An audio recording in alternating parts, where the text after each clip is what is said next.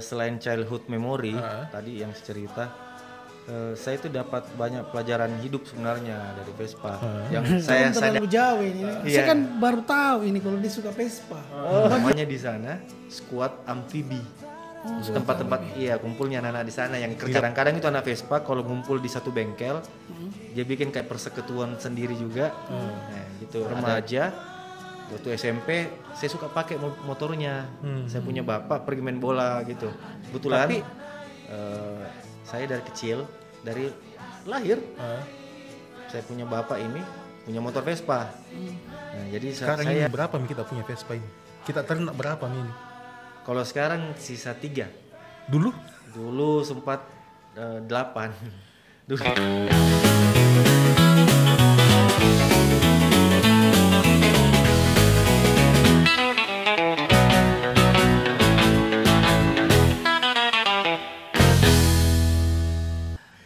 Hari ini kita akan ngobrol bias podcast bersama narasumbernya juga ini teman lama kita ya. Teman lama. Saya sudah dari SMP berteman.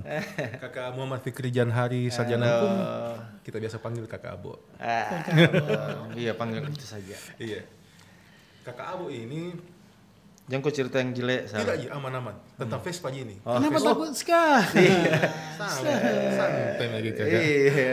Saya ini domba ini. Tiba-tiba kalian panggil. Bukan ujian skripsi nih Kakak Abo. Kan tadi malam itu lagi dikerja Vespanya Kakak Abo. Oke. Bagus Ki. Oh, Vespa. Jadi ini Kakak Abo ini lama masuk komunitas Vespa. Move di kalau saya tidak salah ya. Oh iya, ada dulu. Move itu modern Vespa Indonesia. Oh, modern Vespa. Jadi Vespa modern di situ semua. Iya, khusus Vespa Matic. Dulu pertama keluarnya dari pabrikan. Gitu. Kalau yang klasik? Kalau yang klasik, masuk ke komunitas apa jadi klasik? Oh, kalau klasik itu bukan hotel ya, bukan hotel. Tenang, saya tidak bahas itu.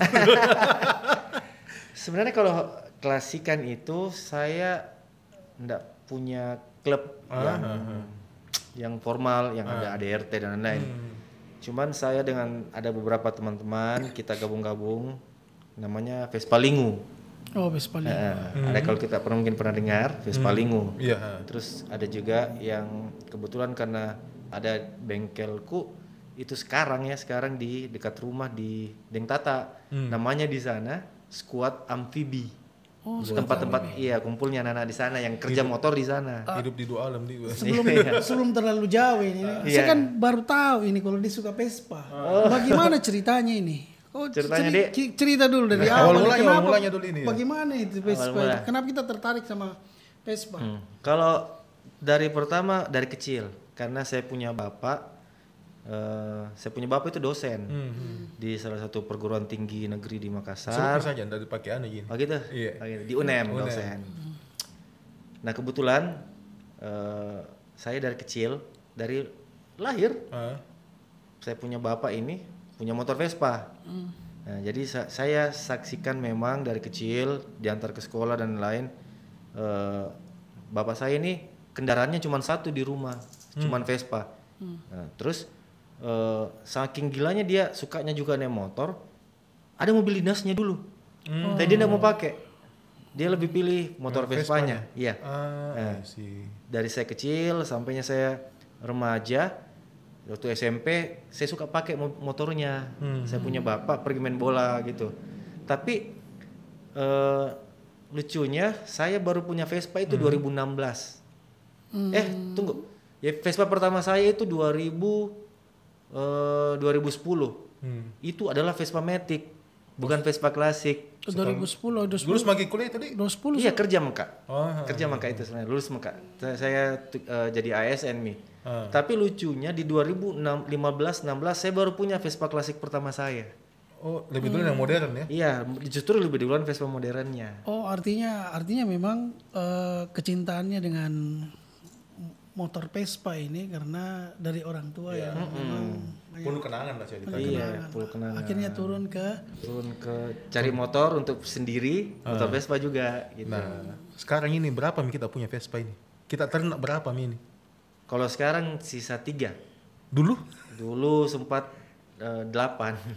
Dulu tapi itu Kita naiki semua itu. Apa di?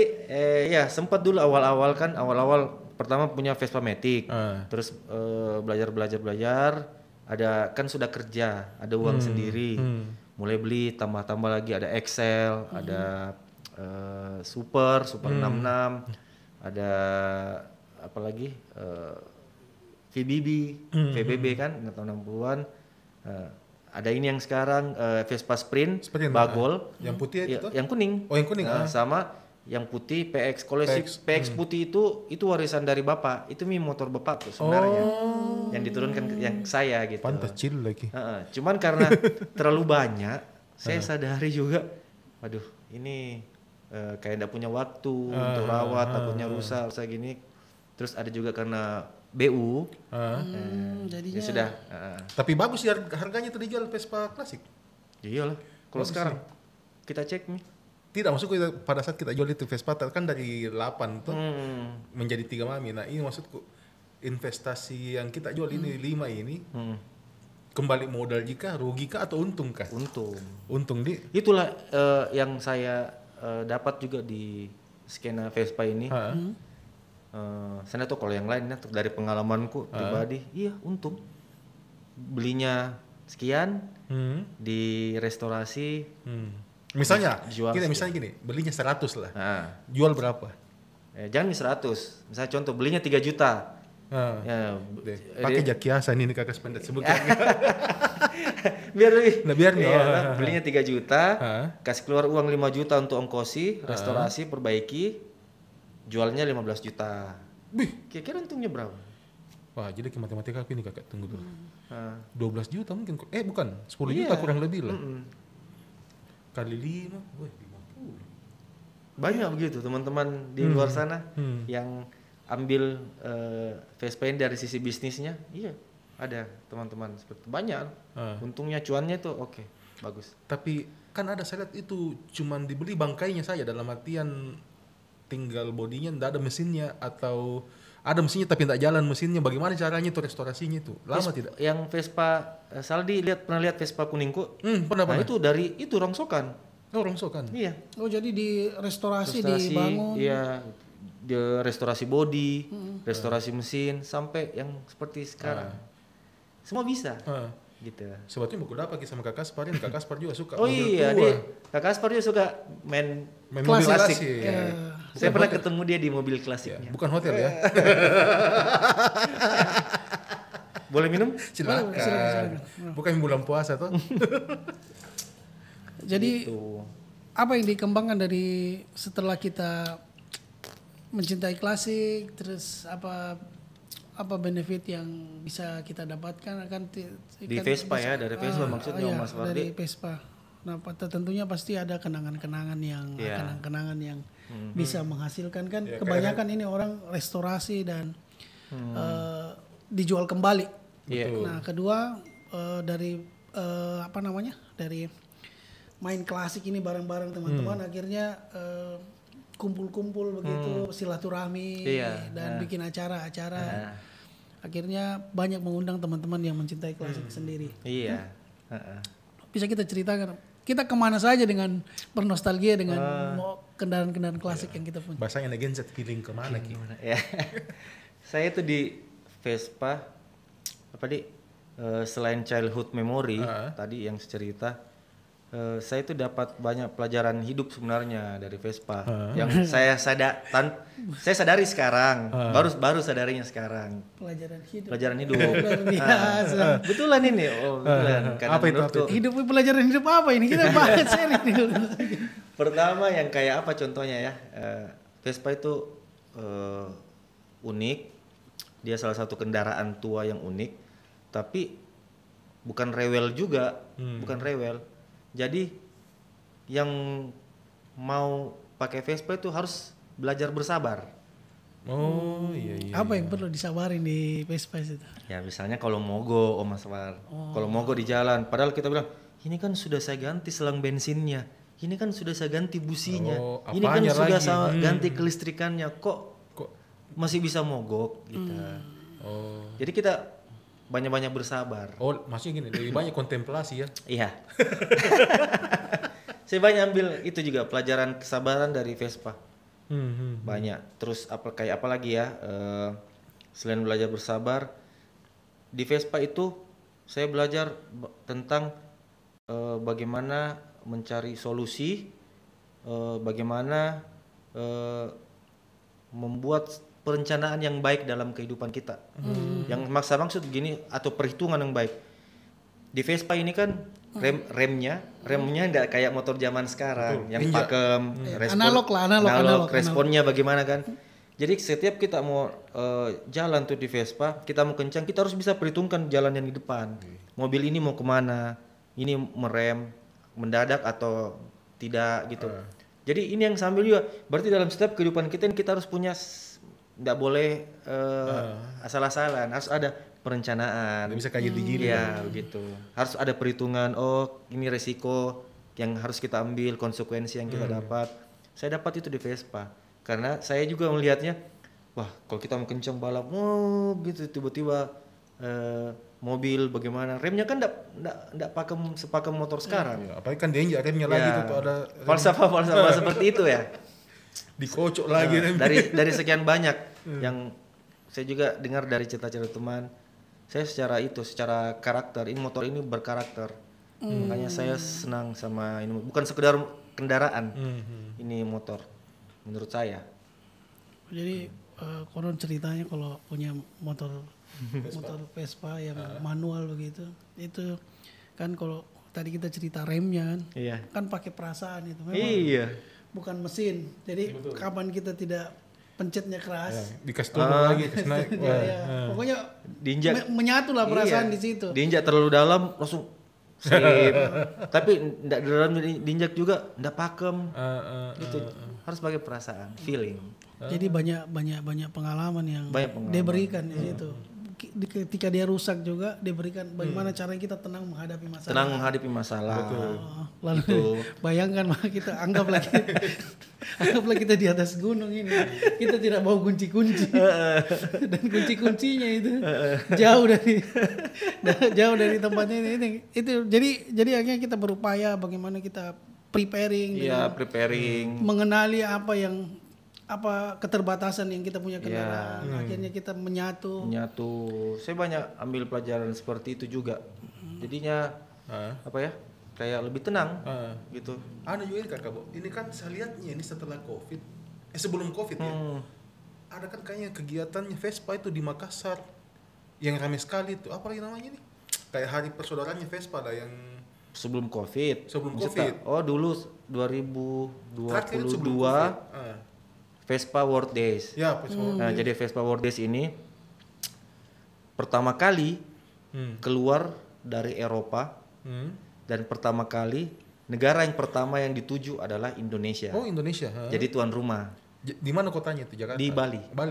Kita itu hari katanya dengar ceritanya saingan dengan Jepang. Tapi alhamdulillah delegasi Indonesia, Vespa Club Indonesia berhasil melobi. Akhirnya diadakan di Bali. Dan saya sempat hadir ya di situ.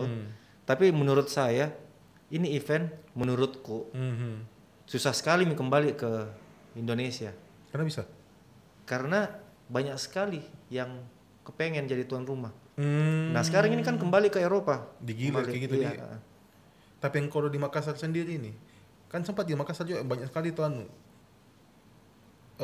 Vespa yang hadir kayak Vespa modern, Vespa klasik, sampai ada Vespa yang string begini, baru ada panjang sampai di belakang. Apa Vespa kalian? Itu Vespa ekstrim sebenarnya aliran-aliran Vespa teman-teman yang senang gitu memodifikasi Vespanya dengan gaya genre seperti itu. Kalau di event di Sulawesi ada memang namanya. Apa namanya itu? Celebes Scooter Party. Kebetulan tahun ini tuan rumah di Gorontalo. Oh, Gorontalo. Kalau nggak salah bulan 6 ya gitu. Oh, di Gilir maksudnya, bukan di Makassar terus gitu. Bukan di Makassar terus, tapi dengar-dengar juga gosipnya kalau setelah Gorontalo ada lagi satu daerah nanti kembali nih ke Makassar. Oh, jadi spasi 2 tahun di? Iya, terakhir itu kan pernah kalau kita lihat itu di Matuangin. Pernah. Itu CSP, Celebes Scooter Party. Itu party skuternya satu Sulawesi. Biasanya itu tanggal berapa dan bulan berapa itu Kakak? Kalau tanggalnya kan sebenarnya tentatif tergantung keputusan panitianya mau diadakan tahun berapa. Yang biasanya itu yang dibahas memang tempatnya, tuan rumahnya. Tidak ada annual date-nya gitu, maksudku Iya. hari khususnya gitu atau tanggal khususnya. Nggak seperti itu Ji Om Saldi. Saya mau tahu itu kegiatannya apa saja itu skuter Celebes skuter party. Celebes skuter party. Dia Apa itu- saja yang kegiatan-kegiatan apa saja itu di Di acara dalamnya kan aktivitinya gitu. Ya di dalamnya itu ada kita ketemu semua skuteris satu Sulawesi dari berbagai kabupaten, dari berbagai provinsi Sulawesi. Terus di sana juga ada hiburan, ada musik, terus ada juga lapakan-lapakan yang jual Merchandise gitu ya? merchandise sama part-part second. Ada juga jual beli motor gitu. Terus ada juga kayak games-gamesnya atau lomba-lombanya dari anak-anak Vespa, ada juga gitu. Seperti itu. Kalau itu tadi kakak, Lebih ke acara silaturahmi sih sebenarnya itu. ya silaturahmi anak Vespa tuh. Yang saya mau tanya tadi itu aliran ekstrim tadi nih kakak. Ini kan begini, kita kan punya hukum di Indonesia nih. Iya iya. Nah sedangkan ini aliran ekstrim ini kan ya dia modif Vespanya Iya. sampai itu kan bukanlah seperti modif kayak ganti knalpot. Memang dia kasih panjang bodinya, Iya. dia duduk sampai 6 orang atau 5 orang. Ada yang 2 tingkat. Nah, maksudnya bagaimana itu dengan peraturan lalu lintas? Ya kalau sebenarnya begini, kita juga di teman-teman Vespa atau saudara-saudara Vespa kita yang kebetulan suka dengan genre seperti itu, kita juga sebenarnya tidak bisa larang. Nah, terkadang kita juga kadang-kadang diskusi, tanya, saya bisa aja biasa kalau ketemu, Om ini suka Ki dengan Vespa begini, oh saya suka Om. Bilang, kadang juga saya tanya agak-agak frontal nih, pakem jitu rem tak, terus mana lampu tak ini Om? Ya betul. Gitu. Saya juga takut jika kadang-kadang menyinggung ini teman, cuman kalau saya secara pribadi juga kalau kita normatif bicarain aturan ya memang tidak memenuhi aturan, salah melanggar aturan. Cuman karena habitatnya ini memang Vespa jenis ini, ekstrim ini memang banyak. Saya juga tidak bisa pungkiri teman-teman yang senang dengan modif seperti ini banyak, dan mereka itu bukan dari orang, sorry ya, maksudnya ini dari kalangan maksudnya middle down dah. Iya, bukan. Saya Middle up juga iya, bahkan saya pernah ketemu Om Saldi dari Jawa. Orang banyak uangnya. Orang banyak uangnya. Jadi hobi HP-nya, iPhone, bawa tablet, bawa iPad. Pernah saya lihat itu ada bahkan Saya malah ditraktir. di Bandung bahkan saya lihat itu Vespanya ada anunya, Karena tapi dia suka Om Asfar. sarang burungnya. Iya. Cuman karena dia suka dengan konsep seperti itu main Vespanya. Karatan dia ndak diko. Betul. Tapi kan ini lagi-lagi ada hobi di situ, ada kesenangan yang Kesenangan. ada banyak orang yang suka dengan Vespa itu Iya, dia modif. seperti itu. Nah, ini kan tadi kita berbicara kendaraan ekstrim kan? Iya. Nah, ekstrim. Vespa ekstrim. Saya mau tahu deh ekstrimnya ini sejauh mana ini? Yang pernah kita lihat yang paling ekstrim menurut Paling ekstrim. Paling ekstrim. Dia apa ini kan kalau di ekstrim ini melebihi jauh dari standar lah, berisiko untuk tapi minimal ditilang lah. kira-kira bagi ekstrimnya seperti apa itu? 20 rodanya. Hah? 10 kiri, 10 kanan. Mesinnya 3. Terus yang naik Kayak kontainer 10 orang panjangnya. Terus remnya dia modifikasi. Dia enggak pakai rem di kaki, dia rem kayak di mobil. Iya, tangan begini. Terus gasnya itu dia bukan begini lagi, tapi begini. Oh. Jadi cara ngegasnya tuh gini, gitu dia. Se ekstrim itu ada juga 2 tingkat yang dia? Kalau yang pertamanya itu untuk penumpang dengan drivernya, yang keduanya itu tempat tidurnya. Jadi mereka kalau touring nggak usah cari tempat penginapan lagi, dia tidur langsung di situ. Tidur langsung di atas nih. Iya kayak kamar, Om San. Ada pernah saya lihat gitu. Jadi saya yang ngecek waktu acara CSP di Sengkang, kan penasaran Kak juga ini. Apa CSP itu Kakak? Celebes Skuter Party. Ternyata. Jadi saya penasaran bagaimana modelnya ini, soalnya tuh bertingkat tinggi. Saya masih, Om lihat kan nah, saya begitu. Saya ngintip. Kayak kamar yang duanya. Ini kan ekstrim betul ya. Iya. Ini kan Vespa cukupnya 2 atau 3 orang lah ya, dia gandeng. Tapi ini kalau dia bikin 2 tingkat berarti lebih dari itu. Iya. Yang tidur itu kapasitas bisa 5 sampai 6 orang kalau enggak salah. dia kasih tahu Kak, bisa tidur 5 sampai 6 orang. Jadi di atas tidur 5 sampai 6 orang, di bawah bisa 5 orang lagi. Satu drivernya.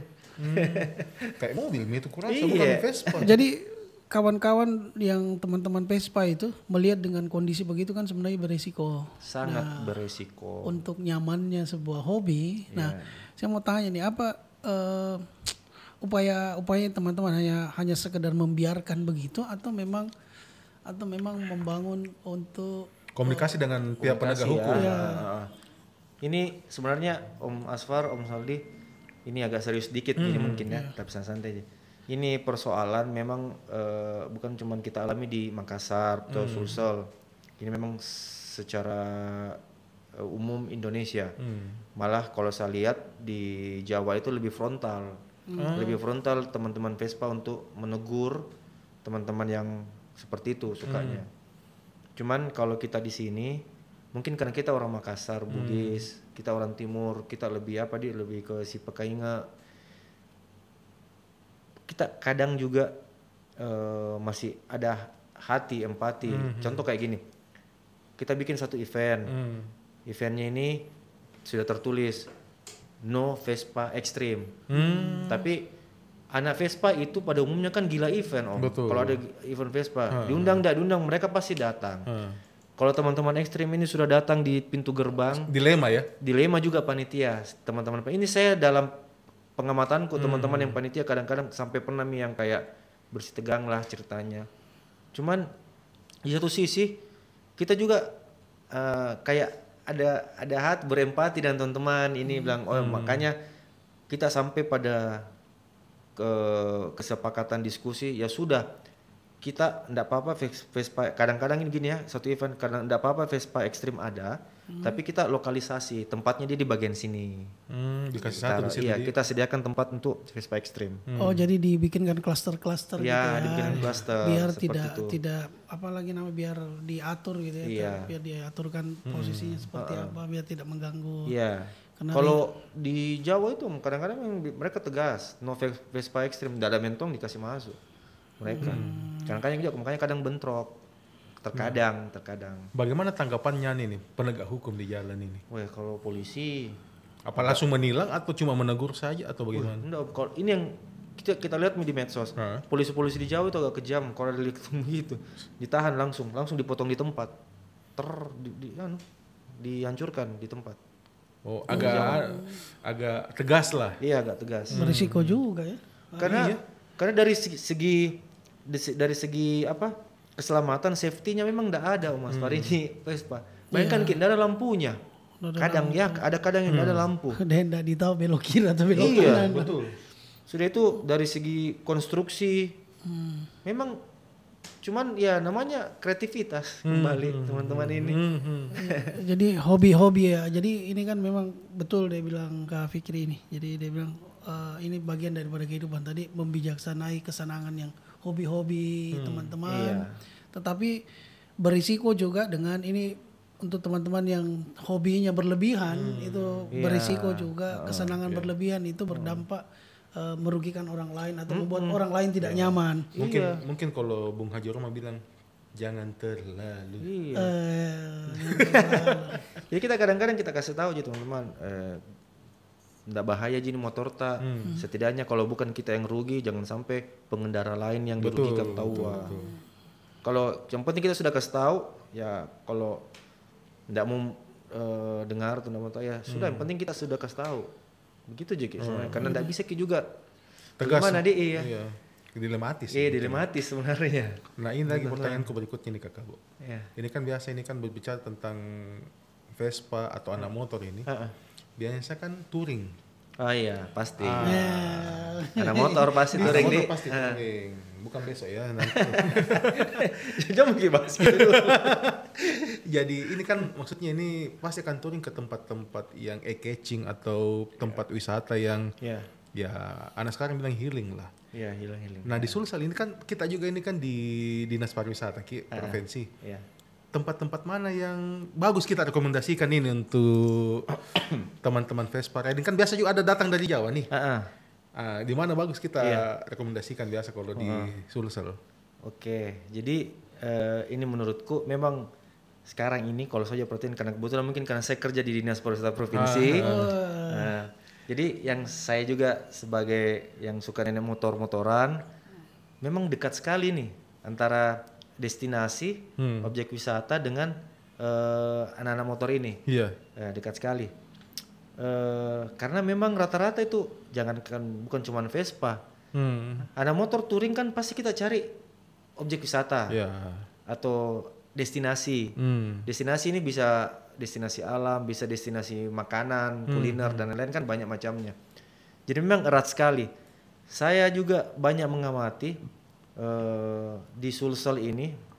Sulsel itu atau secara lebih luas lagi Sulawesi itu adalah salah satu, ini yang saya dengar aja dari testimoni teman-teman di luar Sulsel, salah satu jalur yang paling menantang dan tapi indah bagi anak-anak motor. Di mana itu kakak?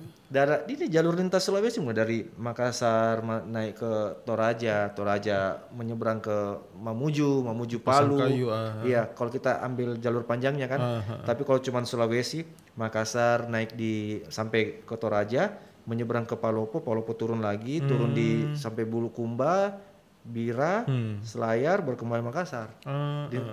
Lingkar Sulselnya.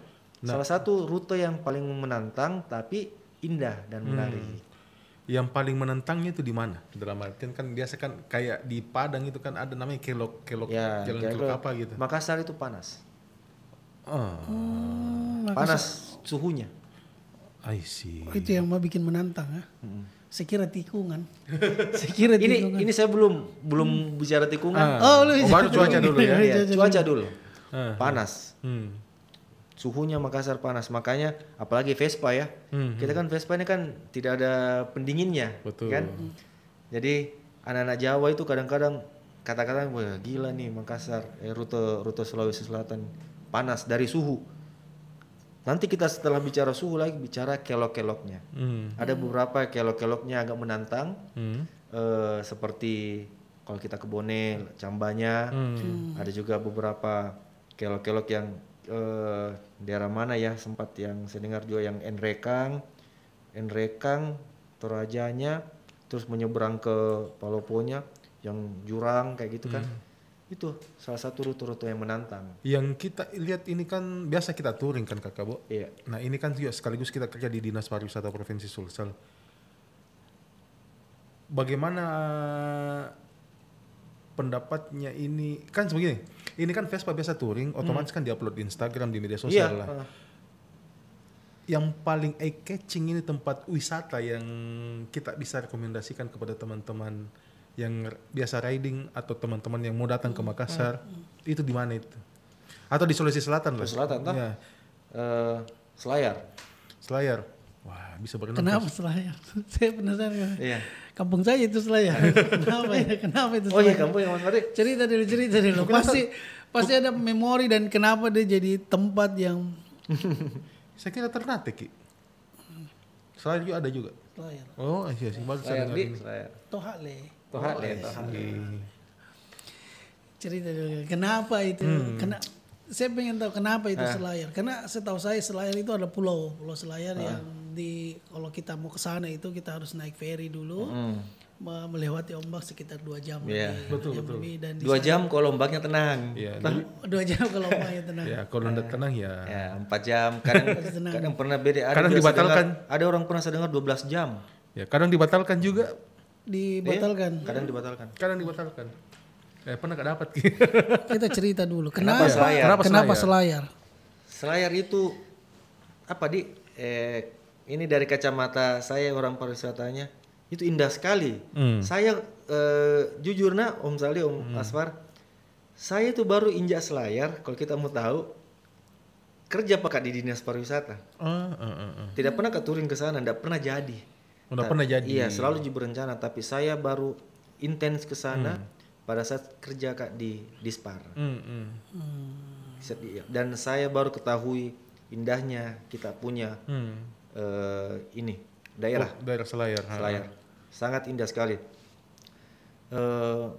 Saya cerita sedikit karena kebetulan kemarin saya ke sana, saya dapat tugas dari pimpinan rencananya itu Selayar sama Bira kita mau dorong jadi kawasan ekonomi khusus. Bira Takabonerate. Pak Gubernur Sulawesi Selatan berniat untuk mendorong itu. Cuman perjalanannya kan agak panjang karena butuh proses-proses di pemerintah pusat. Di situ saya ditugaskan untuk mengambil data-data informasi yang bersifat potensi. Saya ke Bukit Nane, saya ke Jinato, saya ke Bahuluang, saya ke banyak lah, saya tidak terlalu ingat, tapi saya semua yang mau kita masukkan menjadi kekuatan untuk permohonan kita menjadi KEK itu saya harus datangi kemarin di sana. Jadi selama 3 bulan saya itu harus hampir intens ke Selayar. 3 bulan pernah tahun lalu saya cuma di Makassar itu cuma 2-3 hari. Sebelum itu saya sedikit lagi berangkat lagi ke Bira, ke Selayar lagi itu terus. Di situ baru saya sadari indah sekali nih kita punya Selayar. Kalau menurutku tidak perlu kita ke Bali, tidak perlu kita ke Lombok. Serius. Cuman memang tantangan terberat dari Selayar ini infrastruktur. Infrastruktur yaitu transportasi yang pertama. Itu yang paling besar dan paling menghambat sebenarnya. Tantangan proses investasi dan lain-lainnya. Makanya saya berharap sebenarnya ketika saya masuk dalam tugas ini, saya sangat berharap besar sekali sebenarnya kita ini cepat disegerakan untuk menjadi salah satu KEK di Indonesia. Karena dengan diubahnya kawasan Bira Takabonerate ini menjadi suatu KEK, kawasan ekonomi khusus, itu kan ada otonomi sendiri. Oh, bisa kelola sendiri dananya. Iya, otonomi sendiri, tapi memang dana pembantuan dari pusat itu tidak lewat kemana-mana lagi, memang langsung transfer langsung. Dan semua ribet lah lagi. Iya, dan semua program kegiatan pemerintah pusat, baik pusat daerah itu akan difokuskan untuk menunjang. Misalnya contoh, di sana tidak ada bandaranya. Bandara ini yang perlu sekali. Kementerian Perhubungan kerjasama dengan pemerintah Provinsi Selatan akan bangun bandara, pelabuhan daratnya. Bukannya kemarin baru-baru ada kebijakan gubernur itu ya untuk membuka subsidi lagi kan, subsidi BBM untuk pesawat. Gubernur yang kita maksud gubernur sekarang ya, siapa? Pak Andi Sudirman. Pak Andi Sudirman. Luar biasa. Program pertamanya Pak Gubernur itu kalau nggak salah, begitu duduk dia langsung putuskan itu, kembalikan itu rute itu. Karena mungkin Pak Gubernur ini kan kemarin memang yang mendorong ini dari jawabannya Pak Andi Sudirman sebelum beliau turun. Cuman karena habis masa waktu digantikan dengan penjabat. Kebetulan penjabat gubernur juga berkeinginan yang sama. Nah, saya lihat kemarin begitu Pak Andi Sudirman duduk kembali menang kampanye dia langsung lakukan ini. Jadi saya kayak merasa mungkin kayaknya Pak Andi Sudirman ini sangat perhatian dengan ini daerah saya. Kalau saya lihat ini Kakak, maaf saya potong anuta ini. Kan akan dibikin ini KEK ini kan Bira sama Selayar. Iya. Ini kan proyek jangka panjangnya. Iya, memang proyek jangka panjang. Proyek jangka pendeknya kan apakah ada kemungkinan kayak Toraja, kayak misalnya ada Lovely Desember. Kan kalau Lovely Desember kan di Toraja. Ini kan proyek jangka pendek. Ini kan jadi agenda tahunan dia di Sulawesi Selatan. Apakah bisa dikasih gitu dulu daripada tunggu itu KEK-nya? Kalau kita bicara event sama yang di Toraja itu namanya Lovely December. Sebenarnya di Selayar itu ada sebenarnya dari zaman dulu. Iya, Festival Takabonerate namanya. Memang kelas eventnya memang dari sejak awal. Memang ini eventnya berdua ini Lovely December sama Festival Takabonerate ini memang perintis pertamanya itu adalah pemerintah Provinsi Sulsel. Cuman kan setelah jalan beberapa tahun itu kan ini event kita serahkan ke pemerintah daerah masing-masing untuk kelola. Swasembada gitu. Iya, cuman mungkin ada sedikit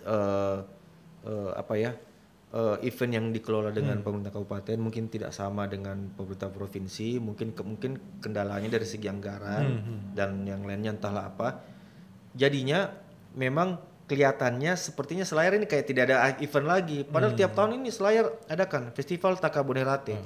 Tiap tahun sampai tahun lalu pun masih ada. Kenapa tidak menggema? Tidak menggema. Kenapa tidak menggema begitu? Ya, itulah apa kendalanya? Itulah tadi kendalanya. Kendala utama memang masih dari segi anggaran untuk bisa mendukung infrastruktur event yang tadi sebenarnya. Itu yang sebenarnya masih kendala terbesar memang. Karena coba begini, kita berpikir kalau event Festival Takabonerate ini besar, otomatis pemerintah daerahnya ini harus sama pemerintah kami juga provinsi pasti akan mati-matian untuk mempromosikan event ini. Nah, kita ini sebenarnya sudah mempromosikan event ini ke Kementerian Pariwisata. Cuman mungkin ada dari segi syarat dan persyaratan mungkin sehingga event ini belum mendapat perhatian lagi dari Kemenpar sebenarnya. Kan selain infrastruktur kan ada namanya sumber daya manusia. Sumber daya manusia. Nah, apakah di Selayar ini sumber daya manusianya itu sudah kayak di Bali yang sudah siap terima turis Oke. dengan kemampuan bahasa Inggris, dengan merchandise yang khas Selayar atau bagaimana? Inilah sebenarnya kondisi yang membedakan kita dengan Bali. Bali itu sudah settle sekali pariwisatanya kan. Kita tidak bisa apple to apple sama Bali. Cuman saya itu mengutip selalu salah satu teman. Jadi di Selayar itu ada salah satu orang Bali yang sudah belasan tahun tinggal di Selayar, nikah sama orang Selayar asli. Namanya yang punya Hotel Sunari. Beli Made, beli siapa kah? Saya lupa juga namanya. Saya kalau ke Selayar tuh selalu dengar pendapatnya karena kan dia sebagai pelaku industri pariwisata di Selayar. Saya selalu tanya, kita ini orang asli Bali, kok mau hidup belasan tahun di Bali untuk bikin resort seperti ini? Keuntungan tak apa? Jangki, bukan gara-gara kita nikah sama orang Selayar ya. Tapi maksudku apa sih yang bikin motif tak kita sampai belasan tahun nih kita betah, investasi dan betah tinggal di situ. Iya, bikin resort yang cantik seperti ini. Dia tuh jatuh cinta dengan bukan cuma orang Selayarnya. Dia jatuh cinta sama pulau ini. Dia selalu optimis dan dia selalu pandangannya padahal ini orang Bali loh. Ini pulau sebenarnya lebih surga daripada Bali. Dia bilang kenapa bisa beli? Di sini ada semua Pak Fikri, dia bilang. Hasil lautnya, terumbu karang. Di sini ada 2 musim barat sama musim timur. Saya kira ada musim duriannya juga. Kita bisa style di sini tuh durian misalnya. Kita bisa style di sini kalau lagi musim barat yang hancur, timur yang reda yang bagus. Di sini diarahkan wisata musim atau kebalikannya. Unik dan dia selalu berharap dia ada beli-beli yang lain atau orang-orang Selayar yang lain atau orang-orang Sulsel yang mau berinvestasi untuk mengangkat pariwisata Selayar. Saking cintanya dan saking banyaknya potensi yang dilihat di Selayar. Cuman yang perlu memang kita sadari karena mindset masyarakat susah itu memang kalau kita mau merubah mindset masyarakat yang tadinya nelayan tiba-tiba berhenti mau kok nelayan atau bisa kok jadi nelayan tapi bikin kok juga begini. Nggak kayak di Bali itu sudah settle sekali kan. Banyak orang di sana jadi memang petani tapi dia punya resort, dia punya ini. Karena mindset pariwisatanya sudah jadi. Tapi Bali itu tidak butuh tidak cepat juga dia bangun. Ya, puluhan tahun seperti juga itu. Belasan tahun. Belasan tahun juga. Mana perhatian seperti ini nih yang kita ini masih kurang. Saya juga kadang-kadang termasuk di kami dari pemerintah juga kadang-kadang juga waduh kita ini sebenarnya harus menjadi bahan pikiran ini ada banyak potensi daerah tapi tidak bisa kembangkan dorong dari segi anggaran mungkin ya. Itu paling biasa. Ya, menurut saya kalau Bali memang ada budaya di sana, ada budaya yang hidup, ada ya muncul ke permukaan kan. Ada banyak lah di sana. Jadi ada diferensiasi lah. Iya. Tapi kalau setelah saya kasih lihat gitu hasil kajianku dengan beberapa teman yang bawa tentang potensi Bira dan Takabonerate kenapa kita bisa dan sangat harus dipercaya diri bisa jadi kawasan ekonomi khusus pariwisata. Ya. Konon cerita ini kan saya dapat info kemarin waktu zaman Bupati Pak Saril Wahab ini. Saya tanyain, Pak, saya dapat info ini katanya di Selayar itu ada pulau yang dimiliki oleh orang luar. Oke. Orang luar. Kenapa Munset bertanya begitu? Karena saya dapat isunya. Karena beberapa itu di Bira itu ternyata banyak resort orang luar negeri, Orang ada asing, orang asing, ada orang Korea, ada Opa. ada orang Jepang, ada orang Jerman. Iya, Jerman. Sempat saya gunakan juga. Dan itu menarik. Jadi memang kelihatan bahwa memang antara Bulukumba dan Selayar itu jadi target destinasi untuk liburan para orang-orang luar negeri. Iya. Nah, akhirnya saya bertanya ke Pak Bupati, saya dapat info. Banyak ada Dimiliki asing. ada beberapa pulau yang dimiliki orang asing. Nah, bagaimana isu itu? Kalau sebenarnya isu itu kami di pemerintah provinsi khususnya di Dinas Pariwisata ya sampai jadi ternyata itu kita dengar. Tapi waktu saya lagi kerjakan itu tugasku kemarin itu yang saya temukan sebenarnya informasinya juga agak tidak akurat. Sebenarnya kan ada memang itu aturannya misalnya itu kalau bisa kita orang asing tidak bisa mengelola saja. Ya sebenarnya hak pengelolaan yang dikasih. Cuman memang begini Mas Far. Saya ambil contoh di Selayar di pantai timurnya itu namanya kalau tidak salah Pantai Pinang yang kelola itu kawasan orang Perancis kah atau orang Jerman. Ya sepupuku lah. Oh, sepupu tadi. Jadi dia itu ada sekitar radius berapa kilometer itu dia lokalisasi tahu Om. Dia jaga. Kalau ada nelayan dia usir. Tidak boleh orang sembarang masuk. Karena kenapa? Dia dapat hak pengelolaan itu lahan. Yang kedua, dia buang uangnya miliaran rupiah untuk menjaga terumbu karangnya, rumput lautnya, ikannya dan lain-lain. Dia tidak mau itu hancur. Dia dalam artian bukan dia melarang wisatawan atau orang pribumi masuk, tapi dia tidak percaya Ki. Saya bicara sama dia bilang saya tidak percaya orangmu. Biar kau pemerintah, kan saya datang itu sama pemerintah, biar kau pemerintah juga saya tidak percaya kok. Oh artinya di situ yang itu tadi yang kita sampaikan bahwa kesadaran lingkungan lingkungan itu kurang sekali. Ya, contoh itu Mas Far yang pengeboman ikan. Banyak sekali di sana. Baru itu kan Selayar itu salah satu 2 mungkin itu atol terbesar di dunia. Selayar salah satunya. Atol itu atol namanya. Terumbu karang. Dia atol itu kayak terumbu karang terbesar di dunia. Jadi istilahnya itu rumahnya ikan di dunia. Apartemennya lah. Iya, makanya itu di sana di Selayar banyak ikan. Enak-enak itu kan murah-murah kan banyak ikan. Karena di sana tempatnya terjaga. Ikan itu. Jadi saya juga baru tahu ini untuk ketemu dengan teman-teman kelautan. Dia kasih tahu Kak, 2 tempat itu tempat bertelurnya ikan di dunia. Karena perairan tak juga itu perairan hangat. Pertemuan arus ya? Iya, ikan-ikan itu dari seluruh dunia datang nikah kawin kita di daerah sana lautnya. Dia datang bermigrasi cari tempat perairan hangat untuk bertelur. Dan sambil makan hidup di situ. Di mana itu?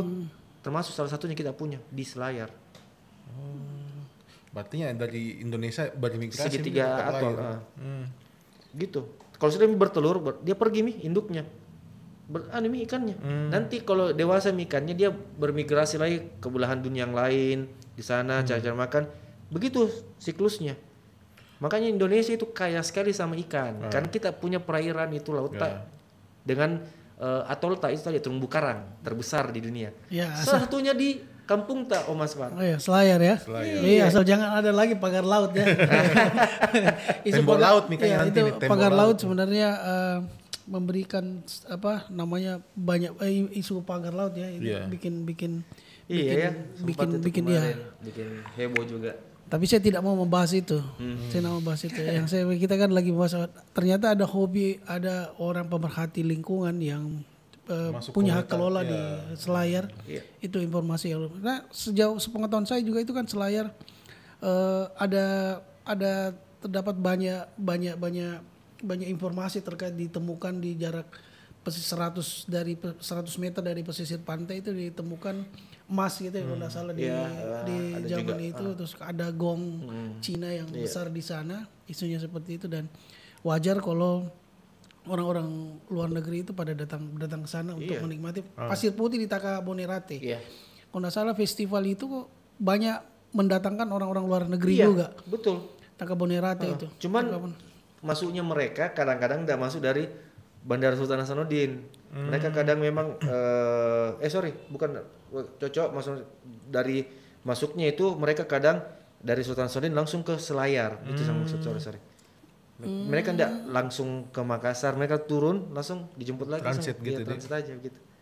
Gitu dia. Malah ada kayak festival Taka Bonerate 2 tahun yang lalu ada 2 atau 3 kapal dari Labuan Bajo. Labuan Bajo. Oh iya ya. Karena itu juga berbatasan dengan NTT. Dekat sekali. Dengan Dekat. NTT. Iya. Ada juga ini yang saya mau tanya tadi, itu yang bagus sekali tadi, saya lanjutkan tadi pertanyaan ke Kaspar. Ini kan yang dikelola sama asing ini kan biasanya di private beach. Nah ini kan menjadi... Jauh untuk melenceng ini dari Vespa ke... Dari Vespa. Vespa ini obrolan tak? Jadi dari private beach, katanya ini kan tidak adil bagi masyarakat sekitar. Tuh? Sedangkan kan dari sisi yang lain, saya sudah pelihara ini pulau, tidak bisa kau masuk seenaknya. Iya. Nah bagaimana mencari titik tengahnya ini sebagai pemerintah ini? Iya.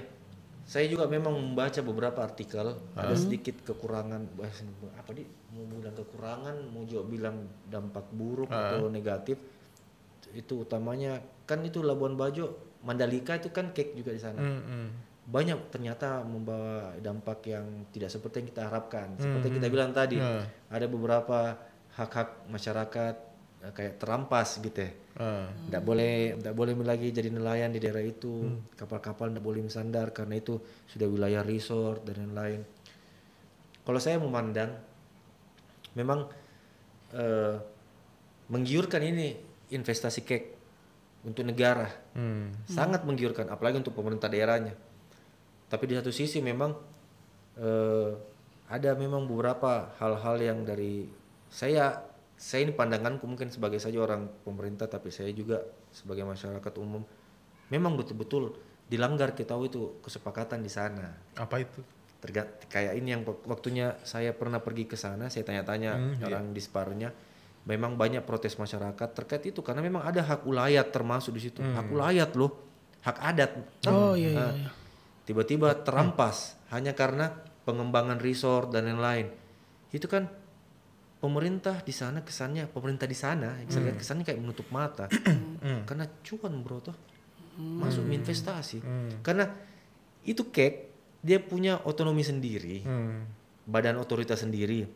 Di sana itu saya itu masuk di kek Mandalika, saya baru lihat itu mobil-mobil sport semua, mobil-mobil yang mahal tidak dikenakan pajak karena dia punya rule sendiri. Sama kayak Batam kan? Iya, bebas, tapi bebas dan terkontrol dengan aturan sendirinya. Kalau keluar dari situ baru Ya. Itu yang mempercepat juga sebenarnya. Tapi memang satu sisi selalu bertabrakan dengan itu kepentingan masyarakat. Di mana ini pemerintah bisa menjadi jembatan di situ? Karena kan salah satu ini berbicara tentang investasi bagus untuk pemasukan keuangan daerah negara, sedangkan yang satunya ini kan ada dampak bagi masyarakat sekitar. Nah, saya pikir begini, terkait kan ada undang-undang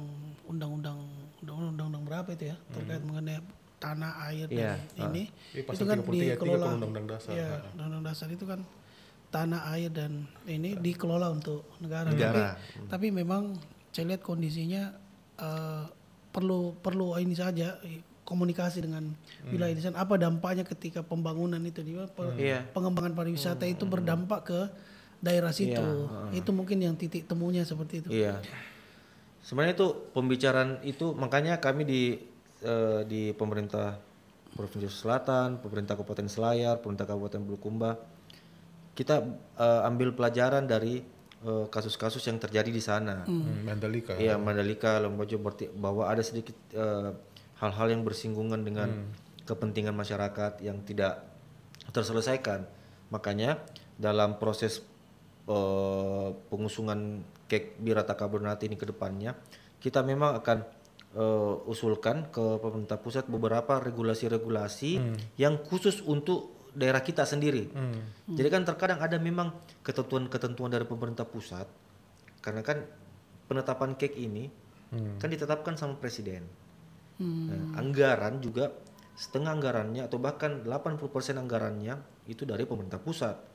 Jadi memang kewenangan pusat secara full, tapi kita menyodorkan dalam skema permohonan kita itu tetap kita akan membuat perjanjian antar pemerintah sendiri dengan masyarakat bahwa memang ini yang kita jaga, kita tidak mau terjadi hal-hal seperti di Mandalika sama Labuan Bajo itu, karena kasihan sekali, kasihan masyarakat. Saya itu sempat lihat, waktu saya studi case ke sana, saya tanya, sempat saya ada ketemu satu warga, dia bilang saya nggak suka ini Pak, gini, kita nggak bisa nelayan-layai. Dulu kita dijanjikan bahwa kita akan anak saya akan dikasih kerja di situ. Apa Pak, kan nggak ada yang dikasih masuk kerja. Misalnya nih Kakak Bo, ada kayak perkelahian atau ya sampai pertumpahan darah lah. Siapa yang pemerintah? Apa yang dulu nih? Kalau misalnya gara-gara itu tadi, dua masalah ini tadi yang saya bilang tadi ini, ketika ada benturan, otomatis kan benturan fisik maksud saya, pasti otomatis kan diselidiki. Tapi sikap pemerintah ini bagaimana nunya? Kalau secara kita kalau misalnya berpikir panjang kayak ini, kan, makanya itu tadi yang saya bilang, Pemkab Selayar, Pemkab Bulukumba dengan Pemprov Sulsel itu kita itu sangat. Saya kemarin jalan dengan beberapa teman di tim, kita tuh menampung semua aspirasi masyarakat secara langsung. Apa mau tak? Kita punya tanah, kita main detail. Jadi tidak ada lagi cerita di belakang. Berapa kita mau sewakan lahan tak? Berapa kita mau serahkan ke negara? Bagaimana perjanjiannya? Apa syaratnya? Banyak beragam. Ada yang bilang saya mau supaya anakku juga Pak nanti masuk di situ. Bukan cuma hasil dari situ saya dapat, tapi anak cucuku juga sekeluarga. Saya mau juga Pak dapat penghasilan dari yang lain ini. Nah, karena itu berdasarkan dari pengalaman itu, bentrok-bentrok dengan masyarakat itu kita hindari. Jadi karena kebetulan itu di Bira sama Takabernate, pemilik lahannya adalah masyarakat di sana. Full pemilik lahan. Di sana enggak, kasusnya beda. Jadi agak susah diatur. Di sini enak mengatur karena semua punya masyarakat sudah kasih permohonan, dan alhamdulillah semua pimpinan juga setelah kita diskusi tidak ada yang memberatkan maunya masyarakat. Justru KEK ini nanti akan membuat orang Bira sama orang Takabernate menjadi orang kaya harusnya. Iya, dan itu memang tujuannya dari KEK, kaya masyarakatnya, kaya pemerintahnya, kaya pemerintah pusatnya, pemerintah daerahnya, kabupatennya, masyarakatnya kaya semua. Kan sambil analogi kayak begini. Korea Selatan dengan grand design K-Wave-nya itu kan menciptakan film, sinetron, lagu, sampai apapun itulah, berbudaya Korea dan berbahasa Korea.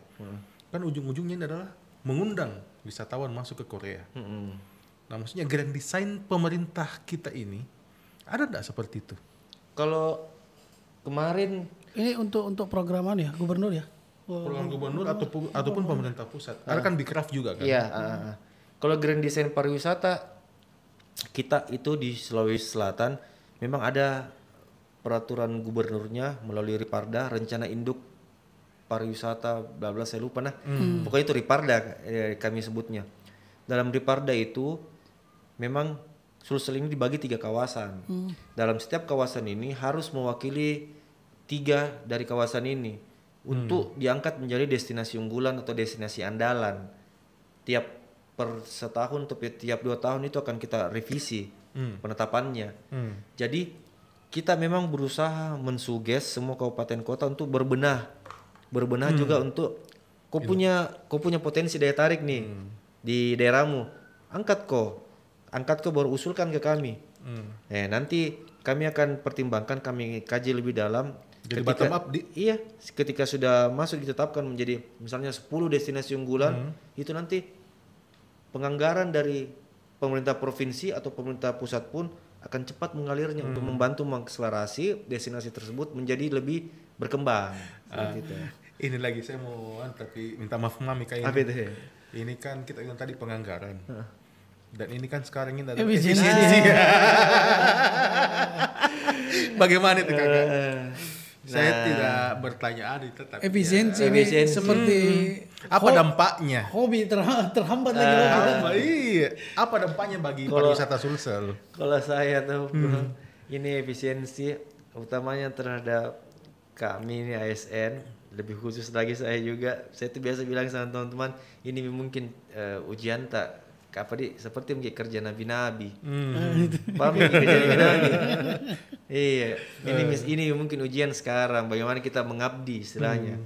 Karena ya saya ndak ada aja yang saya salahkan juga. Apalagi kita ini ASN, kita ini hidup dalam suatu sistem birokrasi.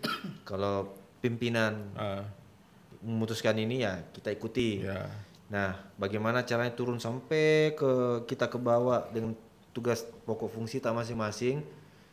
Pintar-pintar tak mami kerja nabi-nabi bro. Dan saya selalu kalau ditanya bilang kerja nabi di sini mungkin saatnya orang kerja nabi-nabi, kerja ikhlas dan kerjaan. itu kan dampaknya Memangnya kemarin-kemarin tidak ikhlas. Ikhlas terus di. hanya mungkin maksudnya saya pikir ini bebannya agak berat karena Beban terjadi agak efisiensi. Efisiensi. Yang- Nyata itu betul, nyata. Berapa persen kalau di dinas pariwisata? Dampaknya yang bagian-bagian apa saja ya? Berapa? 50%. 50% Iya. ya. Dari anggaran berapa sampai anggaran berapa? Yang hilang itu dulunya 50. Tapi sebenarnya efisiensinya ini bukan namanya kayak pemotongan apa atau cut off anggaran. Kalau menurutku Pak Gubernur ini Pak Gubernur ini membuat skala prioritas dan sejalan dengan program pemerintah pusat. Jadi hal-hal yang tadinya kita punya program yang program A tapi dinilai mungkin jangan dulu bikin ini A, prioritas yang penting ini. Oke, sekarang ini kita sudah di penghujung acara ya, Salya. Nah, ini saya mau tanya sama Kakak Fikri mengenai siapa sih sebenarnya tokoh yang paling menginspirasi, lalu kemudian lagu yang paling kita senangi di tahun ini lah. ya tahun ini lah atau 1 bulan terakhir ya. Betul. Iya, kalau lagu tadi banyak sekali ya. Kita tahu aja pasti Mas Par kita ini bekas musisi gagal. Tidak ada bekas musisi Pak. Jangan gagal. Saya sekarang dengar semua musik sekarang. Tapi kalau pertanyaan tak ini agak ditodong kayaknya. Jadi saya tidak terlalu persiapan. Bagaimana kalau saya lihat nih playlist terakhirku lah minggu ini ya? Iya. Apa yang saya dengar sambil kerja tah? Boleh. Saya akhir-akhir ini saya banyak dengar lagu-lagu 90-an. Band atau penyanyi 90-an kayak Matchbox 20. Sama tanggal lahir gitu vokalisnya.